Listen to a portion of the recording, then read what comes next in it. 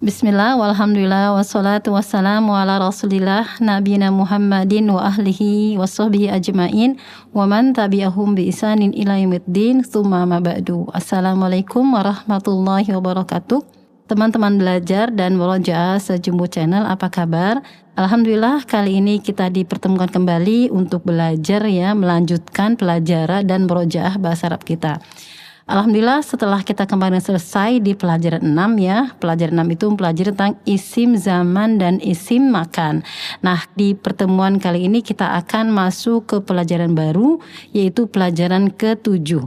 Nah, di sini kita masih belajar tentang rangkaian kalimah dalam tasrif istilahi ya, atau ada yang mengucapkan, ada yang mengatakan dengan tasrif usul ya. Sudah beberapa kalimah yang kita belajar ya dari tasrif istilahi ini, diantaranya fi'il madi dalam bentuk maklum ataupun majhul kita sudah. Mudhari kita telah belajar dalam bentuk maklum dan majhul kita sudah belajar. Kemudian masdar, kalau masdar kita kemarin belajar di jilid 2 ya. Masdar dengan satu wazan fu'ulun ya. Kalau teman-teman ingat kita pernah belajar masdar waktu di jilid 2. Nah, insya Allah mungkin nanti di pelajaran lain kita akan belajar pola-pola lain dari masdar. Nah, kemudian fi'il amr kita sudah belajar juga, dan fi'lun nahyi juga kita sudah belajar. Kemudian kita belajar isim zaman, isim makan ya, baru kita kemarin belajar dengan pola maf'alun dan maf'ilun ya. Kemarin mana saja yang masuk ke pola maf'alun, mana saja yang masuk ke pola maf'ilun kita sudah pelajari kemarin. Nah, kemudian kali ini kita akan belajar isim alah. Apa itu isim alat ya? Dia adalah kata yang dibentuk atau diambil dari fi'il sulasi mujarrad. Fungsinya isim alah itu untuk menunjukkan suatu pekerjaan yang dikerjakan dengannya, dengan bantuan dia, alat namanya ya. Misalkan kita memukul, alat pukulnya disebut mitrobun, berarti mitrobun itu alat pemukul. Nah, kenyataannya alat pemukul itu kan banyak ya, bisa dia berupa kayu, bisa dia berupa ranting, apapun. Nah, alat untuk melakukan pemukulan yaitu fi'il doroba disebut isim alah. Nah, nanti di sini disampaikan ternyata isim alah itu ada beberapa bentuk, dengan kata ada beberapa wazan. Nah, nanti di sini disampaikan. Baik, nah sekarang kita akan siap-siap masuk ke kitab belajar tentang isim alat. Kita buka kitabnya di halaman 64. Nah, seperti biasa di sini dibuka dengan adanya percakapan antara Hisham ya, sepertinya berkeluarga ya, Hisham dan istrinya serta anak-anaknya. Nah, kita coba di sini baca mulai bismillah. Ad-darsus sabi'u. Pelajaran yang ke-7. Hishamun. Aturidina syai'an minas suqi ya Umma Ahmada. Hisham bertanya ya kepada Umma Ahmada ya, yang ternyata istrinya ya, wahai ibunya Ahmad gitu ya, anaknya bernama Ahmad di sini. Dia katakan bertanya, apakah engkau menginginkan sesuatu? Ya, bisa sesuatu, bisa barang-barang dari pasar, wahai ibunya Ahmad. Kemudian Ummu Ahmada menjawab ya, istrinya menjawab, na'am uridu mikrofatan wa miklatan wa mikwatan wa miqassan. Nah, di sini dikatakan Ummu Ahmad, iya, saya menginginkan gayung, kemudian penggorengan dan setrikaan serta gunting. Nah, inilah bentuk-bentuk dari isim alat ya. Mereka ini diambil dari fi'il sulasi mujarrad dan dimasukkan ke pola mif'alun atau mif'alun atau mif'alatun. Nah, isim alat di sini disampaikan dengan 3 pola. Nanti kita akan lihat di latihan ya. Kemudian kita sambung dulu, Hishamun ma aktsara talabatika. Ma di sini ma ta'jubiyah ya. Kita ingat pernah belajar aktsara di sini fi'il madi. Talabati dia maf'ulun bih, kemudian dia mudhof ke domir mutasil ya. Betapa banyak permintaanmu. Kemudian dilanjut, ya Umma Ahmada, alam ashtari laki hadhil asya'a fil 'amil madi. Wahai ibunya Ahmad, bukankah saya pernah membelikanmu barang-barang ini di tahun yang lalu? Kemudian Ummu Ahmad menjawab, bala walakinnaha minat tirazil qadimi. Ya, akan tetapi dia barang-barang itu dari model yang telah lama ya, model-model jadul ya. Nah, umumnya minta barang yang baru ya. Kemudian Wa qad ja'at fi suqil ana hatrizatun haditsatun wa hiya taba'an ahsanu wa ajwadu. Sungguh telah datang sekarang di pasar itu model-model yang terbaru dan dia tentu saja lebih baik dan lebih bagus. Kemudian dilanjutkan, nasi itu an askoro al-qamha wal adasa. Ya, setelah Ummu Ahmada menjawab ya bahwa dia sudah dibelikan tahun kemarin barang-barang tersebut tapi dalam bentuk model lama. Sudah gitu dia menerangkan bahwa sekarang di pasar tuh banyak model-model yang baru. Tentu saja model baru itu lebih bagus dan lebih baik. Kemudian Ummu Ahmad melanjutkan, saya lupa untuk menyebutkan bahwa al-qamha wal adasa dia juga minta untuk dibelikan. Isma inna hadzal baqqalal jadida mutaffifun fala tastari minhu syai'a. Nah, kemudian setelah Ummu Ahmadah menambahkan pesanannya ya, menambahkan permintaannya, minta gandum juga al-qamha wal adasa, ditambah tadi itu gunting, penggorengan, setrikaan dan gayung ya, tadi yang beliau minta, ditambah dengan al-qamha. Al-qamha itu gandum dan wal adasa, dan adas ya, rempah-rempah. Kemudian dia memberi info kepada Hisyamun sang suami, dengarkanlah bahwa pedagang yang baru ini adalah orang yang curang dalam masalah timbangan, mutaffifun ya. Ummu Ahmad berkata, maka janganlah engkau beli darinya sesuatu ya, barang-barang ya. Berarti sang istri memperingatkan suaminya agar tidak belanja ke pedagang yang baru ya, karena pedagang baru itu curang dalam timbangan. Kemudian Hisyamun sang suami menjawab, wailul lil mutaffifin, celakalah bagi orang-orang yang curang dalam timbangan. Walakin kaifa arafti dzalik? Hisam bertanya, akan tapi bagaimana kamu tahu tentang itu? Kemudian Ummu Ahmadah menjawab, innal jubna alladhi ishtaraitu minhu qabla ayyamin wazantuhu bimizanina. Sesungguhnya keju yang saya beli darinya beberapa hari yang lalu saya timbang dengan timbangan kita. Kemudian fawajadtuhu naqison, dan saya mendapatkannya keju itu kurang timbangannya. Wa kadzalika kiltul burro, dan demikian juga saya timbang lagi burro gandum. Fawajadtuhu aidan naqison, maka saya menemukannya juga timbangannya kurang, katanya gitu ya. Kemudian Hisyamun berkata, sa'ansahuhu wa atslu alaihi qaulahu ta'ala wala tankusul mikyala wal mizana. Kata Hisyam, saya akan menasehatinya dan membacakan padanya firman Allah Ta'ala yang ada di Al-Quran surah Hud ayat 84, yaitu janganlah kalian mengurangi takaran dan timbangan. Kemudian Hisyam mendoakan, la'allallaha yahdihi, semoga Allah memberi hidayah padanya. Kemudian lanjut, aturidu anta syai'an ya Ahmadu, ya Hisyam lanjut bertanya kepada putranya Ahmad, apakah engkau menginginkan sesuatu wahai Ahmad? Kemudian Ahmadu menjawab, na'am uridu mistaratan wa mimhatan wa mibrotan. Kata Ahmad, iya, saya menginginkan penggaris, penghapus dan serutan, rautan atau serutan. Nah, ini juga bentuk dari isim Allah. Isim alat yang dipakai untuk mengerjakan sesuatu pekerjaan. Mistarotun, kemudian mimhatun dan mibrotun, itu adalah pola-pola dari isim Allah. Kita sambung dulu. Kemudian Hisyamun berkata, hati miftahas sayarati min gurfati, berikanlah kunci mobil dari kamarku. Nah, miftahun ya, kosakata ini kita sudah dapat dari jilid 1 ya, jauh-jauh hari kemarin kita sudah dapat. Nah, ternyata ini dia polanya pola isim ala ya. Miftahun dari kata kerja fataha yaftahu, fathun ya. Nah, ini diambil dari kata kerja itu dijadikan pola mif'alun ya, menunjukkan isim ala. Kemudian dilanjut, ana lada babil mis'adi, saya berada di sisi lift.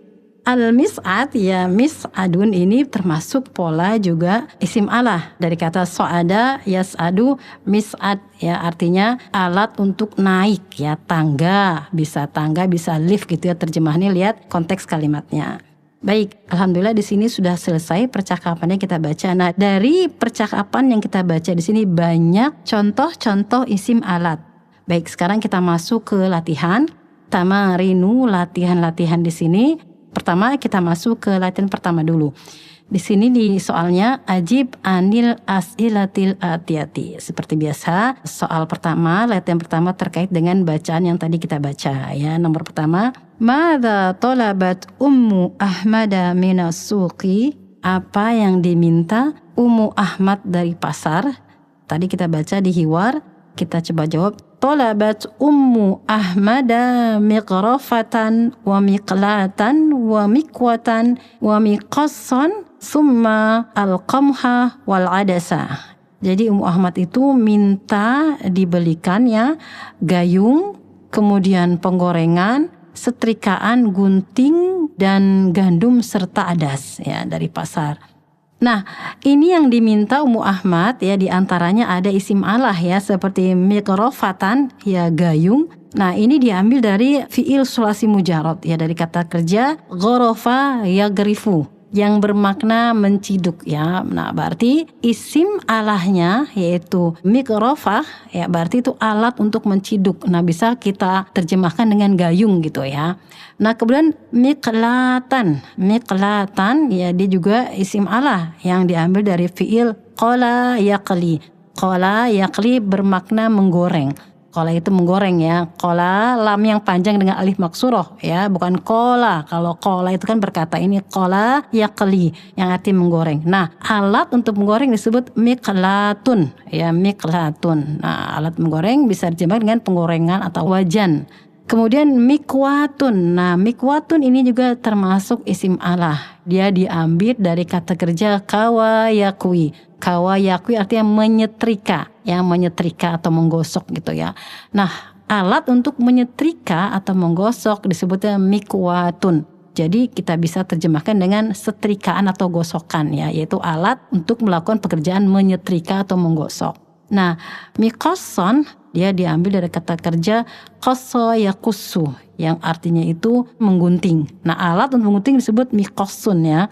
Alhamdulillah sudah dijawab latihan nomor 1 ya. Kita coba masuk ke nomor 2. Wa madza talaba Ahmadu, dan apa yang diminta Ahmad? Ya, kita lihat di sini talaba Ahmadu mistaratan wa minhatan wa mibratan. Berarti Ahmad meminta penggaris, penghapus, dan rautan. Nah, di sini juga semuanya dalam bentuk isim Allah. Ya, mistorotan berarti dia dari kata kerja satara yasturu yang artinya menggaris. Nah, alat untuk membuat garis disebut mistorotun.